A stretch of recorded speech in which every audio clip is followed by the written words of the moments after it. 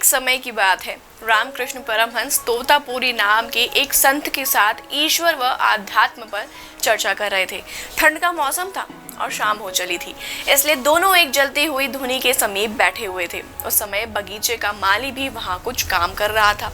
जब माली को भी ठंड का एहसास हुआ तो उसको भी आग जलाने की जरूरत महसूस हुई और उसने तोतापुरी जी द्वारा जलाई गई धुनी में से एक लकड़ी का एक जलता हुआ टुकड़ा उठा। तो नमस्कार, मैं कृतिका आप सभी का स्वागत करती हूँ प्रभात प्रकाशन के YouTube चैनल पर। तो चलिए शुरुआत करते हैं आज की इस वीडियो की। इस पर तोतापुरी जी माली पर जोर से चिल्लाते हुए बोले, धुनी छूने की तुम्हारी हिम्मत कैसे हुई?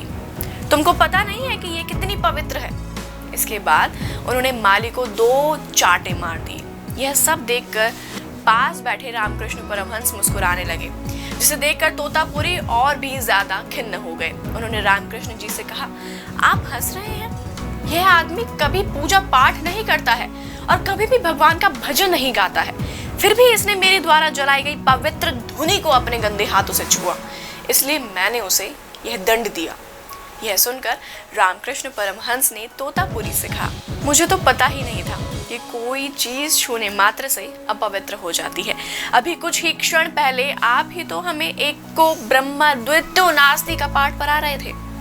आप ही तो समझा रहे थे कि यह सारा संसार ब्रह्मा के प्रकाश प्रतिबिंब के अलावा और कुछ भी नहीं है।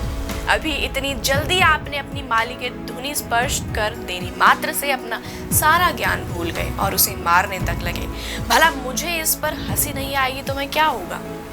तोतापुरी कुछ बोल पाते इससे पहले परमहंस ने गंभीरता से कहा, इसमें आपका कोई दोष नहीं है। आप जिससे हारे हैं वो कोई मामूली शत्रु नहीं है, वह आपके अंदर का अहंकार है जिसे जीत पाना आसान नहीं है। यह सुनकर तोतापुरी ने अपनी गलती समझी और मान भी ली। इसके बाद उन्होंने सौगंध खाई कि अब वो अपने अहंकार को त्याग देंगे और कभी भी छुआछूत और ऊंच नीच का भेदभाव नहीं करेंगे।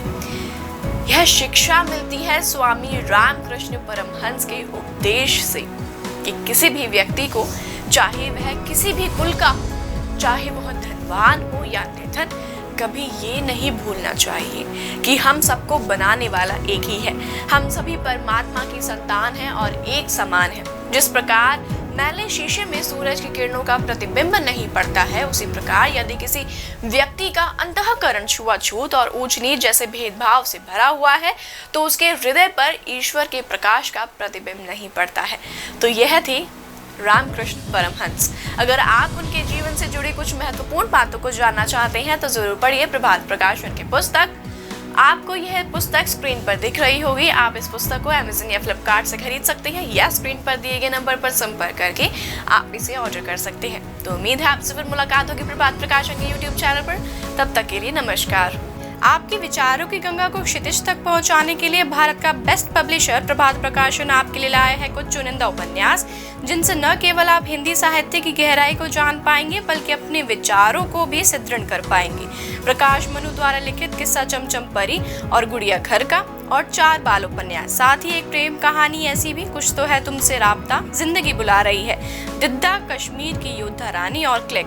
यह सभी उपन्यास आपको हिंदी भाषा में अवेलेबल है। तो आज ही ऑर्डर करें Amazon, Flipkart या किसी नजदीकी स्टोर से, क्योंकि इतनी सटीक किताबें आपको कहीं और नहीं मिलेंगी।